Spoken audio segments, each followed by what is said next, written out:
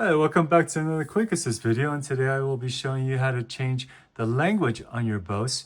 If we want to go from, say, English to Chinese, then all we have to do is hold down this button and do a hard reset. So this is the power button.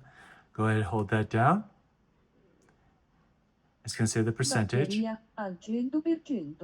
Currently in Italian. So go ahead and hold that down. Then this light will go out. All right, so once the light goes out, all we have to do is tap it to make it turn back on. I may hold it a little bit longer. English.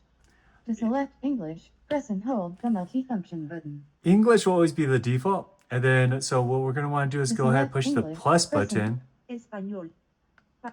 Français. And then keep going. Deutsch. 中文。 Okay, 要选择 so 中文， now 请 we are 按 in 住多 Chinese. 功能按钮。 And when you decide that you get to the language you want, like Chinese, all you have to do is just go ahead, push, 请按住多功能按钮。 go ahead, push this 已 multifunction 准备 button 好 down. 连接。 Okay, so now we're done.